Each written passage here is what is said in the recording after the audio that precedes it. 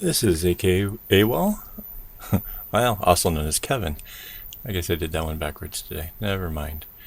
Let's get into our project. I'm going to open up the PDF that from the website. I've mentioned this before, mention it again. Change the resolution to 300. Otherwise, it will be rather sloppy. All right. And just get right into this. I always like to start with red. Don't know why that is, but I like to start with red. All right. So this time, I'm going to make a really simple design. Gonna start out, let's get an orange. It's the same 6 colors again that I used in the last one. If you're watching these in sequential order, it's in case you haven't been, it is a fade of blues. My thing about a fade is it's very difficult to work out a fade on a program like this. It's just, you look at the colors and you're like, I don't know, it's just really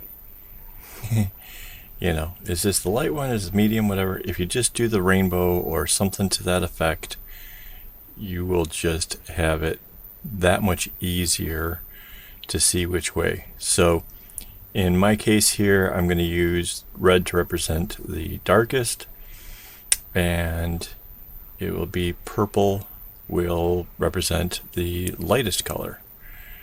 So as you can see, it doesn't matter which one I'm picking. I'm not trying to get real fancy about this at all.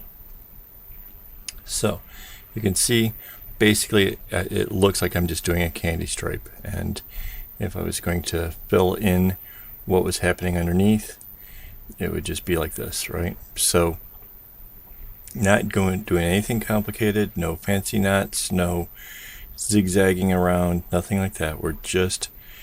It's going straight across. What will make this fun, and I guess you've already seen the thumbnail, right? Is we're going to make the middle row different.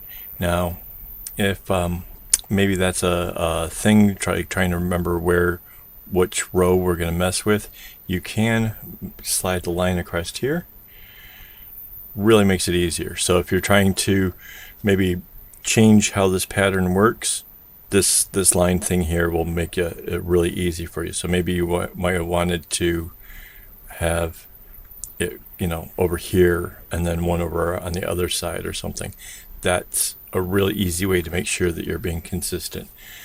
Now, I have done this before where over here, I would have started again with, maybe the, no, you couldn't really, would you? If you started this one with red and this one with orange, of course, the same color is going to be across, right?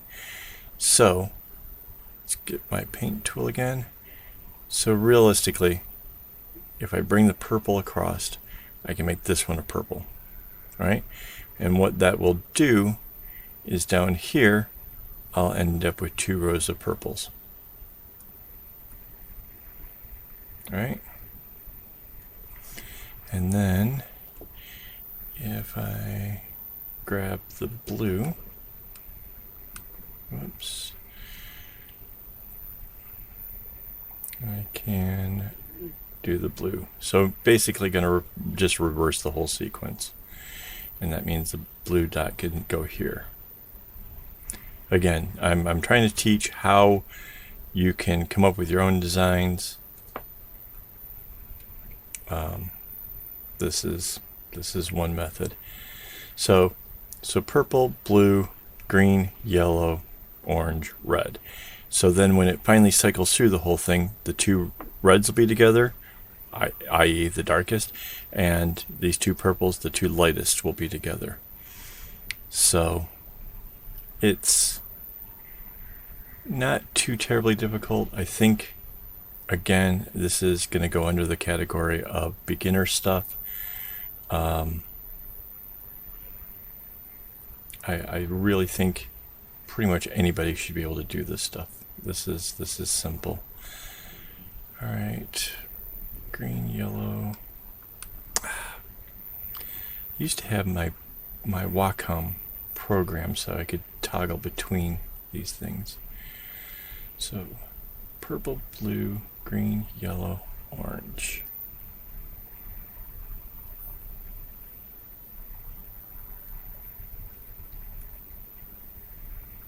And then the next one would be red.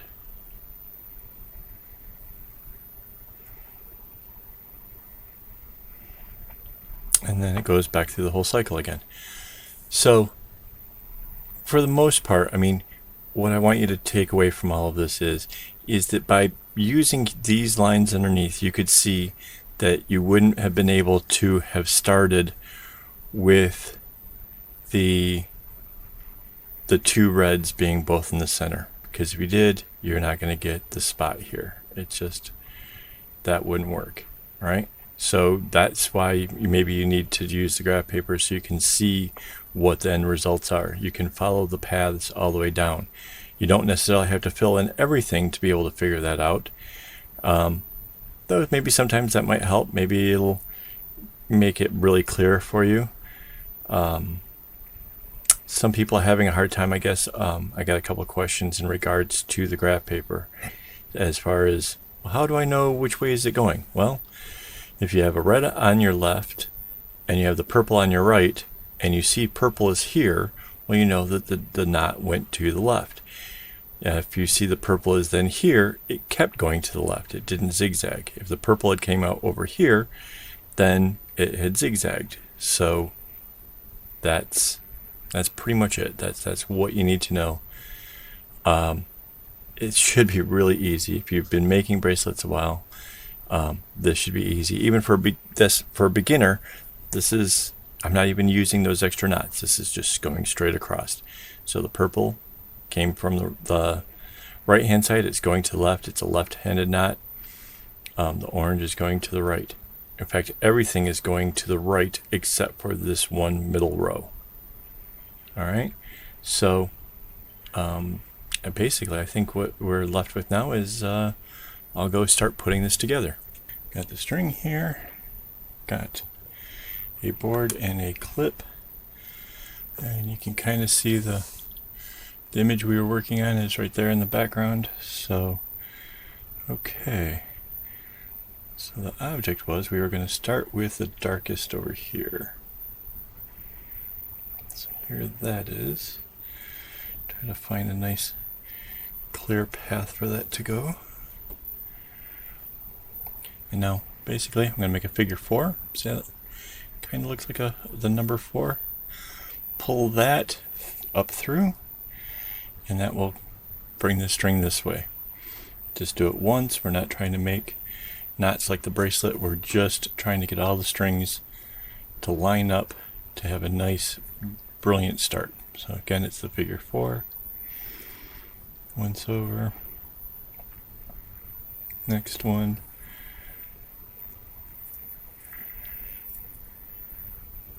All the way down the line. So, really enjoying these colors. This is a fun little project that I've got going on. I'm not even sure if the recipient realizes that these videos are being made of their bracelets, but it's for a family and they want them all to be matching. So I think that's pretty wonderful. A lot of fun. So there we have it. You can see how that's just nice little clean little row at the top there. Perfect. Now this time I'm starting with the lightest. I haven't done this pattern for quite a while actually. Not that there's anything wrong with it. Just one of those ones where after a while you get kind of, that's too easy, and you move on to something else. But I thought this would make for a pretty decent little tutorial, and I think this is something that, as far as this doing a group, I think this is going to turn out really nice. That way there's a bit of a consistency throughout the whole thing of how their bracelets were done, right? So, okay, there's these two.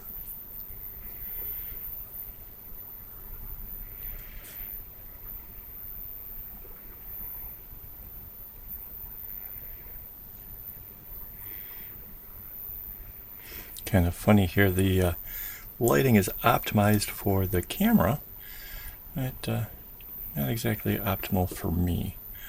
So, I'm not sure if we actually have a winner here. If I can't see what I'm doing, how can I possibly show you the right stuff, huh?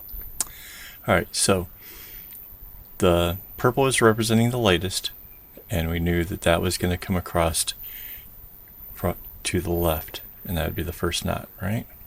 So there is that. Now you want that one to be nice and tight and up to the top. That draws the two parts of the loop together. And now the darkest, which was represented by the red, is going to come down the line. Now at this point, if you're having trouble with these things kind of flipping around and stuff, as I am, what you can do is clip the last one, in this case that'd be the darkest, off to the side, and that will stop that from happening. See? Now it's much easier to see what I'm doing. Just follow this down the row. Of course, when I get to the end, I'll have to release that string because I actually have to tie to it. And I don't want it in that fixed point while I'm trying to tie to it. That wouldn't work out very well.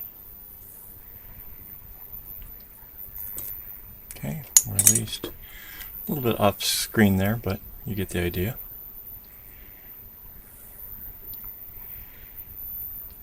Okay. And now for the second row. Now this time, what we have is the second string here will do one knot over that purple, right? Even though it's really not purple. But, okay, so it does one, and now this does one. And that way it ends up, this knot is directly below this one. Let's see if I can't zoom in on that a bit for you.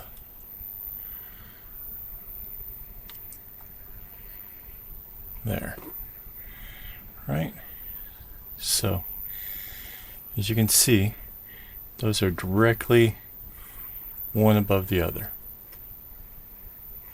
Of course, every time my hand goes in front of this camera, it's going to pull that thing out of focus.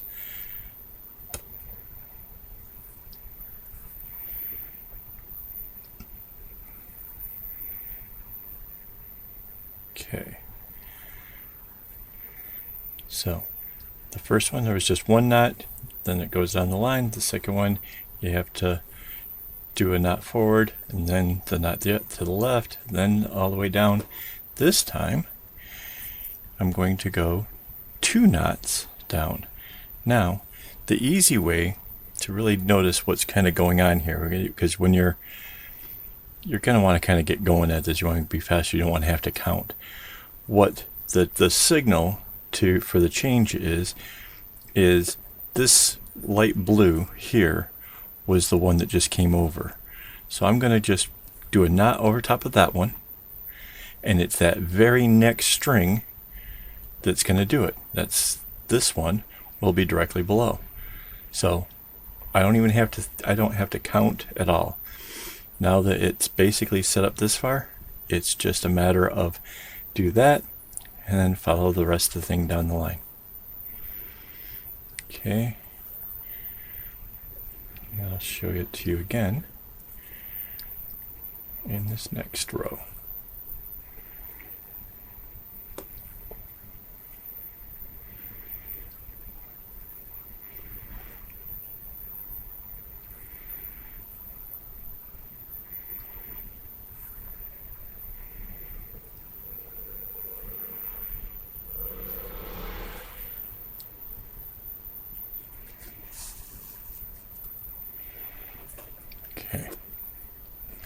this was the one that came across. So I just go to there.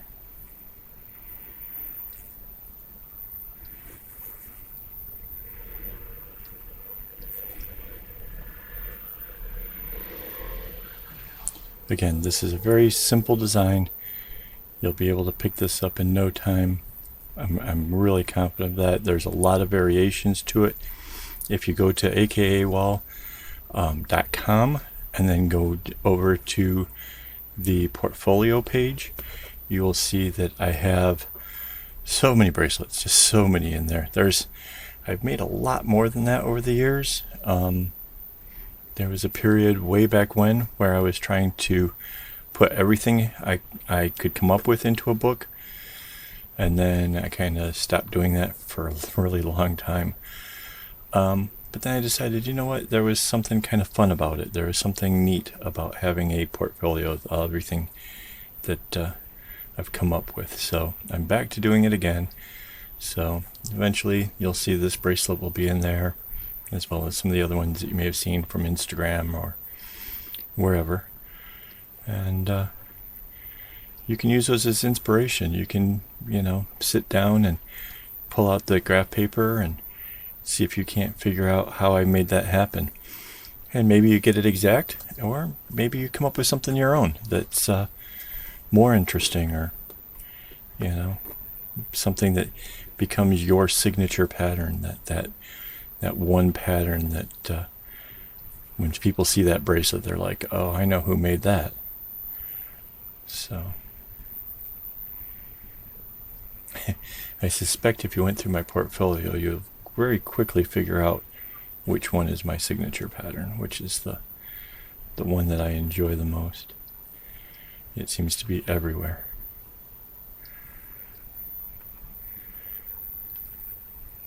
Okay, so this is the second lightest color. Now I bring the one to the left. You can kind of see how that line is showing up now. You can really, it's going to be over the darkest points and over the lightest points where it's most predominant. And it's going to be the difference between something that's really eye-catching and just a candy stripe. So, yeah. Why not, if you've been doing candy stripes and you're kind of sick of it and you're looking for something just a little bit more difficult, a little bit more pizzazz, here's your chance. Perhaps, like I said, you play around with that pattern a bit. Maybe you shift where the lines are. Find a way of getting the colors in a way that you can do it. Heck, in my portfolio, I don't know what the number is to that bracelet, but there's one where I did this with 12 colors. So, and if you're saying, well, how could you do it, like this with 12 colors? It's exactly the same size. Essentially, all the strings are doubled up and put 12 strings over the loop, and then when I paired them like I did with the previous video, I paired the 6 to the left and 6 to the right, and then it was basically, I think it was a rainbow. So, the hot and cold colors are divided, one side to, the hots to one side, the colds to the other. And what I ended up with was the hots going through the middle of all of the cold colors, and the colds going through the middle of all of the hot colors. So that turned out pretty neat. I was pretty pleased with that one. But it's the kind of thing that I personally wouldn't do too often. I don't like repeating the same thing over and over. There's no challenge in that. My thing with the knots is I enjoy the challenge. So hopefully you enjoy a challenge too, and hopefully this is something that kind of sets you on your path to trying something new. So here we've gone through one whole set I'll go ahead and do the other white one just to kind of bring this down a bit.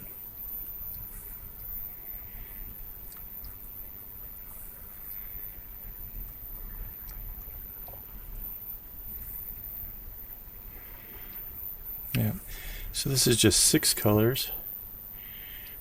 Somebody was asking about the length I use for my strings. On something like this, where all the strings are basically being used even, you could cut a 8-meter skein of floss into quarters.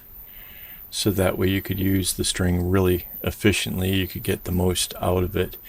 You get like basically 2 bracelets with 6 skeins. Because most of my stuff I'm prepared for something a little bit more complicated, something that might use one color more often, I often cut it in thirds instead. So something like this, basically the 6 skeins would give me 1 bracelet and then a third left over of each of the colors.